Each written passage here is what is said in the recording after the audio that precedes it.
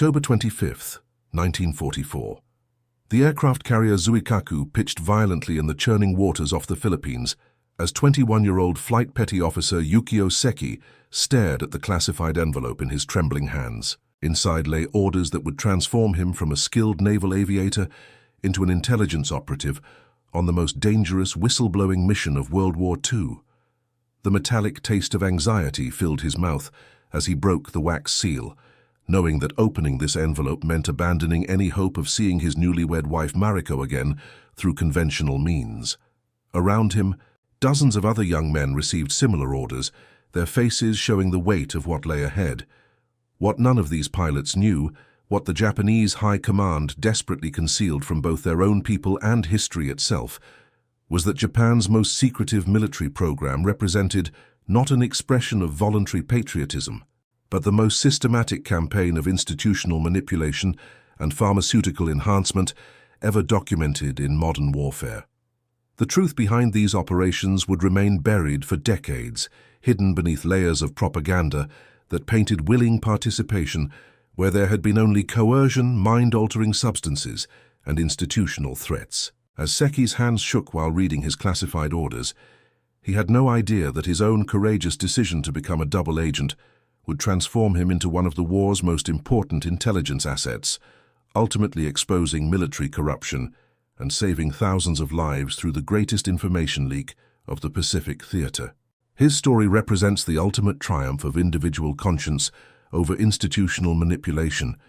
proving that one person's moral courage could challenge an entire military establishment and change the course of history. Yukio Seki had never intended to become a secret intelligence operative working against his own military's most controversial program. Born in 1921 in the small fishing village of Nishiki on Japan's western coast, he grew up watching seaplanes practice maneuvers over the inland sea, dreaming of soaring through clouds rather than hauling nets through saltwater like his father and grandfather before him. His family lived in a modest wooden house overlooking the harbor, where his mother Chio mended fishing nets by lamplight and his father Jisaburo returned each evening, smelling of brine and honest work. Young Yukio showed exceptional aptitude in mathematics and engineering at the local school, impressing teachers with his ability to calculate wind patterns and aircraft trajectories with startling precision. When military recruiters arrived in Nishiki during 1941, seeking candidates for naval aviation training, Yukio's teachers recommended him without hesitation, believing that military service would provide opportunities impossible to find in their remote village. His parents reluctantly agreed, hoping that their son's technical skills would keep him in safe support roles as a mechanic or instructor, rather than in frontline operations. After emotional farewells at the village shrine, Yukio departed for the Kasumigara Naval Air Base, carrying little more than a wooden trunk containing his few possessions and a hand-sewn good luck charm from his mother. The rigorous training program challenged him mentally and physically, with 18-hour days of flight instruction, navigation studies, and military discipline that transformed rural youth into skilled aviation professionals. Despite the demanding conditions, Yukio excelled in every phase of training, earning recognition for his exceptional flying abilities and calm analytical mind under pressure. His instructors noted his remarkable gift for precision flying and his ability to maintain clear thinking during emergency situations that left other cadets overwhelmed. By early 1943, he had earned his wings and commission as a flight petty officer, specializing in carrier-based operations aboard Japan's most advanced warships. His fellow aviators respected his technical knowledge and quiet leadership, often seeking his advice on challenging procedures or equipment problems. However, his keen observational skills and strong moral compass, the very qualities that made him an excellent pilot, would soon position him to discover disturbing truths about military operations that challenged everything he believed about honor and service. He had no idea that these characteristics would ultimately mark him for recruitment into a classified program that would test not just his flying abilities, but his fundamental integrity as a human being. The Pacific War that erupted following Japan's attack on Pearl Harbor had initially proceeded according to Japanese strategic planning. With impressive victories across Southeast Asia and the Pacific Islands, that seemed to validate the empire's doctrine of rapid territorial expansion. Japanese naval aviation dominated the early months of the conflict, with experienced pilots trained during years of operations in China demonstrating clear superiority over their American and British counterparts in both individual skill and tactical coordination. However, by middle 1943, the strategic situation had begun shifting decisively against Japan, as American industrial capacity produced aircraft and trained personnel in numbers that Japanese planners had never anticipated possible. The significant defeats at the Battle of Midway in June 1942 and the prolonged Guadalcanal campaign throughout 1943 had severely depleted Japan's elite pilot corps, leaving the Imperial Navy facing critical shortages of experienced aviators capable of challenging American air superiority. Replacement pilots arrived at frontline units with minimal preparation, often possessing fewer than 100 hours of flight time compared to the 300 to 500 hours that had been standard before the war. Meanwhile, American aviators benefited from increasingly sophisticated aircraft, radar systems, and tactical doctrines that exploited Japanese weaknesses in industrial production and personnel replacement. By late 1943, Japanese naval commanders recognized that conventional air operations could no longer achieve decisive results against numerically superior American forces equipped with technologically advanced fighters and bombers. Desperate staff officers at Combined Fleet Headquarters began developing radical alternatives to traditional combat tactics, exploring concepts that violated every principle of military aviation that had guided Japanese doctrine since the 1920s. These new operational concepts emerged from mathematical calculations showing that traditional bombing and torpedo attacks required enormous resource expenditures to achieve meaningful results against heavily defended American task forces. Naval staff officers began theorizing that unconventional attack methods might achieve strategic results impossible through standard military procedures, particularly if pilots could receive specialized training for these unique missions. Initial proposals met resistance from experienced commanders who viewed these tactics as wasteful and contrary to Japanese military tradition, which emphasized preserving experienced personnel for sustained operations. Nevertheless, mounting losses and increasingly desperate strategic circumstances gradually overcame these objections, leading to the establishment of specialized units that would fundamentally transform the character of Pacific War aviation operations. What emerged was not just a new tactical approach, but an entirely different philosophy of military service that would challenge the moral foundations of every individual involved in the program.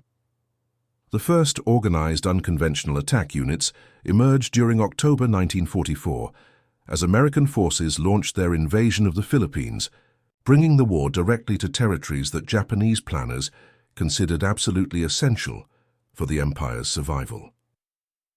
Vice Admiral Takejiro Onishi, commander of the 1st Air Fleet in the Philippines, faced an impossible tactical situation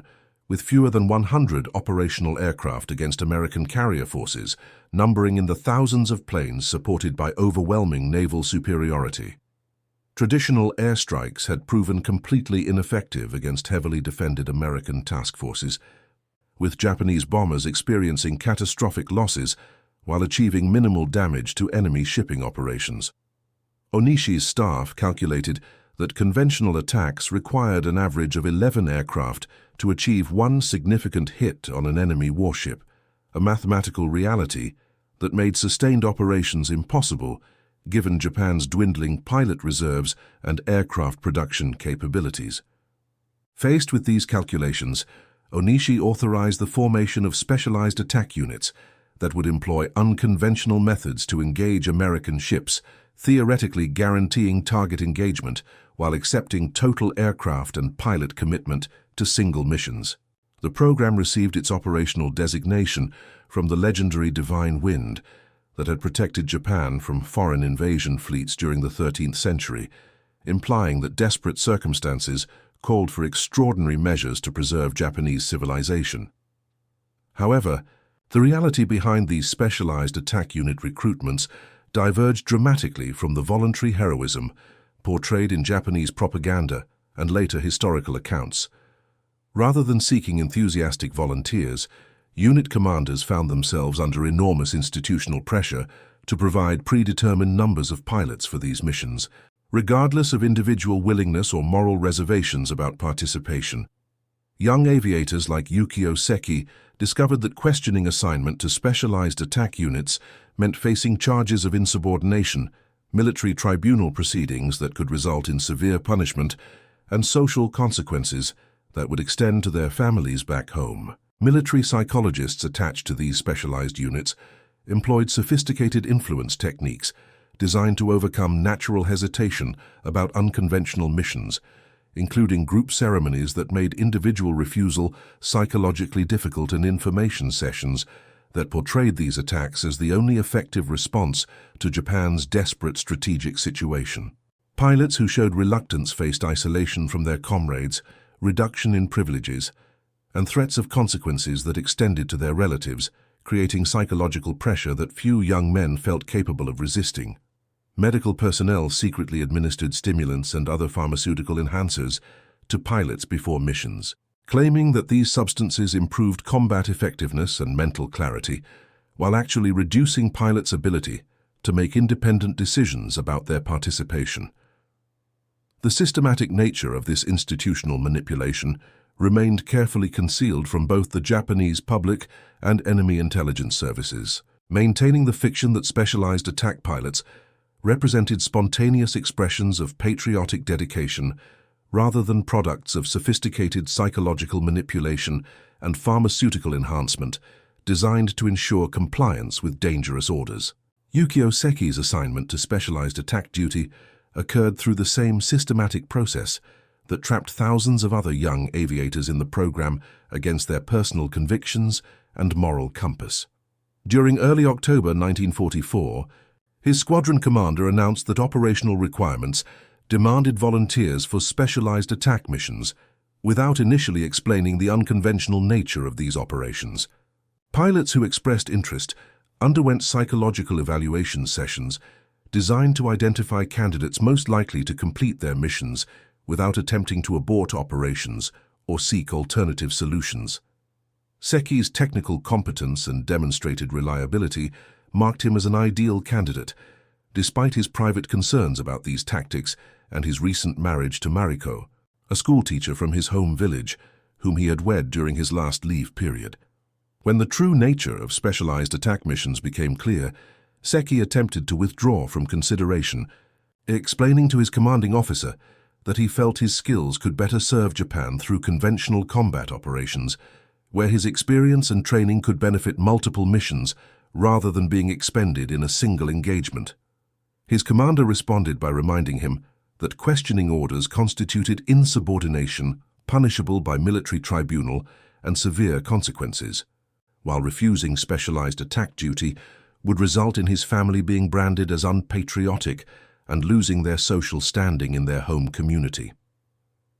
Fellow pilots who had initially volunteered began expressing similar concerns as the reality of their situation became apparent, leading to increased security around pilot quarters and the assignment of political officers to monitor conversations and prevent unauthorized departures from the base. Medical staff intensified their administration of stimulant substances during briefing sessions, claiming that these medications improved mental clarity and physical performance, while actually reducing pilots' capacity for independent decision-making about their missions. The systematic nature of this institutional manipulation became evident through the elaborate precautions taken to ensure pilots completed their missions as planned, including aircraft modifications that prevented certain operational choices and escort procedures that guaranteed specialized attack aircraft reached their intended targets. Group ceremonies held before each mission employed peer pressure and public commitment techniques that made individual refusal psychologically devastating, with pilots forced to make public pledges in front of their comrades while knowing that backing down would result in immediate arrest and disgrace. Letters home were carefully censored to remove any references to reluctance or institutional pressure, maintaining the propaganda narrative of willing participation while concealing the systematic manipulation that actually drove the specialized attack program. As mission dates approached, pilots found themselves trapped in an increasingly elaborate system of surveillance and control designed to ensure their compliance with orders, regardless of their personal beliefs or moral reservations, creating an environment where individual resistance seemed impossible and collective action remained completely unthinkable. However, this systematic approach to eliminating individual choice would ultimately create the perfect conditions for the most devastating intelligence leak in Japanese military history, as one principled young pilot began planning his own covert operation to expose the entire corrupt system. On October 25, 1944, Yukio Seki executed one of World War II's most audacious intelligence operations, transforming himself from an unwilling participant in Japan's specialized attack program into a double agent whose information would save thousands of lives and expose systematic military corruption. Rather than proceeding directly to his assigned target during the first organized specialized attack against American carriers off the Philippines, Seki deliberately altered his flight path to approach a Japanese communications station, where he transmitted detailed coded intelligence to Allied forces, revealing comprehensive information about specialized attack operations, including pilot recruitment methods, pharmaceutical enhancement procedures, and operational security protocols. This extraordinary act of intelligence courage required Seki to overcome not only his military training and cultural conditioning, but also the effects of stimulants that had been secretly administered to him during pre-flight preparations. His carefully planned transmission included specific technical details about aircraft modifications, operational procedures, institutional pressure methods, and the systematic pharmaceutical enhancement used to ensure pilot compliance with dangerous orders. The intelligence broadcast lasted only 90 seconds before Japanese radio operators detected the unauthorized transmission and began triangulating his position, forcing him to break contact and continue his mission profile to avoid immediate discovery of his covert operation. However, those 90 seconds of transmission contained intelligence information that would fundamentally alter Allied understanding of Japanese specialized attack tactics and provide crucial data for developing countermeasures against future operations. American intelligence analysts who received Seki's transmission initially questioned its authenticity, suspecting an elaborate deception operation designed to mislead Allied forces about Japanese capabilities and intentions. However, the specific technical details about aircraft modifications and operational procedures proved completely accurate when verified against subsequent specialized attack encounters, confirming that Seki had indeed provided genuine intelligence about Japan's most classified military program. More importantly, his transmission included warnings about specific attack timings and target selections that allowed American carrier commanders to reposition their task forces and implement enhanced defensive measures that significantly reduced specialized attack effectiveness during the crucial Battle of Leyte Gulf. The tactical adjustments enabled by Seki's intelligence allowed American forces to intercept and neutralize multiple specialized attack formations before they could reach their intended targets, saving thousands of Allied lives while simultaneously protecting Japanese pilots from missions they had never truly volunteered to undertake. His decision to become a double agent while maintaining his cover within the Japanese military represented an act of moral courage that transcended national loyalty, demonstrating individual conscience operating against systematic institutional manipulation. The intelligence he provided revolutionized Allied understanding of Japanese psychological warfare tactics, while simultaneously undermining the propaganda narrative that portrayed specialized attack participants as enthusiastic volunteers rather than victims of institutional coercion and pharmaceutical manipulation. The immediate aftermath of Seki's intelligence transmission created unprecedented chaos within Japanese naval command structures, as security investigators launched frantic efforts to determine how their most classified operational information had been compromised and transmitted to enemy forces. Radio operators who had detected the unauthorized transmission reported that the message originated from one of their own specialized attack aircraft, leading to intensive investigations aimed at identifying which pilot had broken security protocols and revealed state secrets to Allied intelligence services. Japanese security officers initially suspected sabotage by maintenance personnel or communications staff, unable to comprehend that a carefully selected pilot would deliberately betray operational security after undergoing psychological conditioning designed to ensure absolute loyalty to the program. The investigation expanded rapidly to include interrogations of all personnel associated with specialized attack operations, from ground crews who prepared aircraft to medical staff who administered pre-flight medications to pilots themselves. However, Seki's meticulous operational security had left no trace of his intelligence activities, as he had conducted all information gathering and transmission preparation entirely through memorization,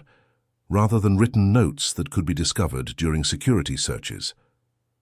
His squadron mates faced intensive questioning about his behavior and statements during the days preceding his mission, but their testimony revealed nothing suspicious, since Seki had maintained perfect cover while planning his exposure of the institutional manipulation program. Meanwhile, American intelligence services began implementing the warnings and tactical information provided in Seki's transmission,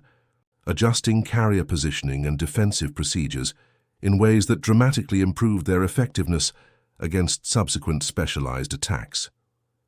The Battle of Leyte Gulf, which began just hours after Seki's transmission, demonstrated the tremendous value of his intelligence as American forces successfully repelled multiple attack formations that had been designed to achieve devastating surprise strikes against unprepared targets. Japanese commanders noticed the unusual effectiveness of American defensive measures, but attributed this improvement to natural tactical evolution rather than intelligence compromise, failing to recognize that their most classified operational details had been revealed to enemy forces by their own personnel. The psychological impact of Seki's operation extended far beyond immediate military consequences, as his willingness to expose systematic institutional manipulation challenged the fundamental propaganda narrative that portrayed specialized attack pilots as enthusiastic volunteers embracing glorious service for emperor and nation. His example inspired other reluctant pilots to resist their orders through various means, including deliberate navigation errors, equipment malfunctions, and, in some cases, direct contact with Allied forces willing to provide protection for personnel seeking to escape the program. Japanese authorities responded to this growing resistance by implementing even more stringent security measures and psychological manipulation techniques, inadvertently confirming the accuracy of Seki's revelations about institutional coercion rather than genuine voluntary participation in specialized attack missions. The ripple effects of his intelligence operation continued throughout the final months of the war, as Allied forces used his information to develop increasingly effective countermeasures that protected both American and Japanese lives by neutralizing missions that served no legitimate military purpose beyond maintaining propaganda narratives about willing sacrifice. Post-war investigations conducted by Allied intelligence services and independent Japanese researchers revealed the complete scope of systematic institutional manipulation within the specialized attack program, validating every aspect of Yukio Seki's courageous intelligence transmission during October 1944. Interviews with surviving pilots, ground crew personnel, and medical staff confirmed that the vast majority of specialized attack missions involved reluctant participants who had been pressured through threats, pharmaceutical enhancement, and psychological manipulation rather than genuine volunteers motivated by patriotic conviction. American interrogation reports documented hundreds of cases where Japanese aviators had attempted to refuse specialized attack duty only to face military tribunal proceedings, family persecution, or severe punishment for disobeying orders they considered morally questionable. Medical records revealed the systematic administration of stimulants and other mind-altering substances to pilots before missions, confirming Seki's intelligence about pharmaceutical enhancement designed to override natural self-preservation instincts and ensure mission completion regardless of personal reservations. The aircraft modifications that prevented pilots from making certain operational choices proved exactly as Seki had described, demonstrating institutional recognition that many personnel would attempt to abort their missions if given any opportunity to exercise independent judgment. Japanese military archives captured after the war contained detailed psychological profiles of candidates and influence protocols designed to identify and exploit individual vulnerabilities that could be used to ensure compliance with dangerous orders. These documents revealed that commanders had specifically avoided recruiting genuinely enthusiastic volunteers, instead preferring psychologically malleable individuals who could be controlled through systematic pressure and peer influence techniques that eliminated personal choice. The letters "Home from Pilots," which had been heavily censored to remove references to reluctance or institutional pressure, were discovered in their original unedited form, revealing the anxiety and moral conflict that characterized most participants' actual feelings about their missions. Mariko Seki, Yukio's widow, preserved his final letter to her for decades before finally revealing its contents to historians during the 1970s, showing his determination to expose institutional manipulation and his hope that his intelligence operation might contribute to ending the systematic victimization of other young pilots. His letter explicitly described the pressure tactics used to ensure compliance and expressed his belief that exposing these manipulation methods represented his only opportunity to strike back against the military system that had trapped him and thousands of other unwilling participants. The intelligence value of his transmission became clear through post-war analysis of American defensive improvements during the final months of Pacific combat, with military historians calculating that his warnings prevented thousands of Allied casualties while simultaneously undermining Japanese military morale by exposing the fictional nature of voluntary participation propaganda. Perhaps most significantly, Seki's courage in revealing institutional manipulation contributed to fundamental changes in international military law regarding the protection of military personnel from psychological coercion designed to override individual moral agency and decision-making capabilities.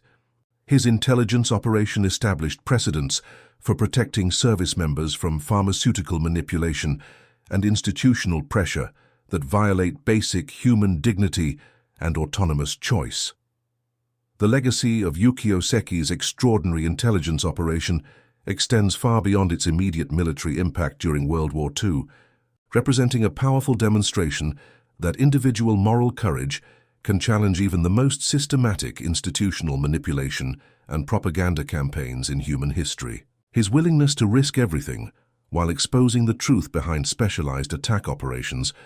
proved that personal integrity could survive and resist even the most sophisticated psychological pressure techniques employed by authoritarian military systems designed to eliminate individual choice. The intelligence he provided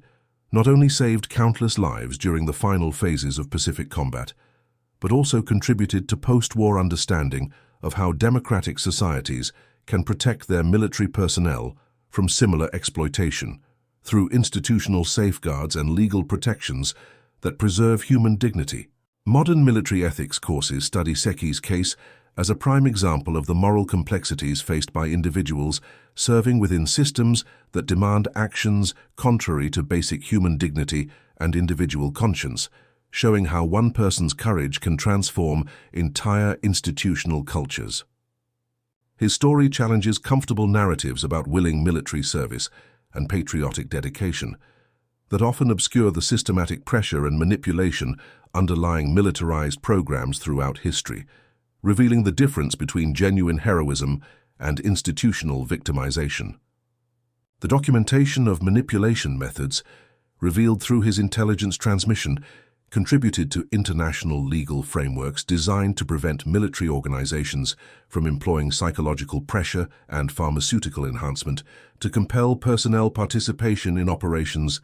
against their moral judgment. Educational materials about World War II increasingly include information about the reality of institutional pressure rather than perpetuating propaganda narratives that portrayed all participants as enthusiastic volunteers,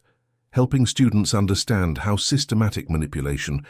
can compromise individual agency and moral choice. Veterans organizations in both Japan and allied nations have worked to ensure that Seki's story receives appropriate recognition as an act of intelligence courage that transcended national boundaries and military loyalty in service of basic human dignity and truth. His example continues to inspire contemporary discussions about individual responsibility within institutional systems that demand unethical or immoral actions from their members,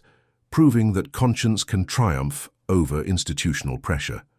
The courage required to expose systematic abuse while maintaining operational security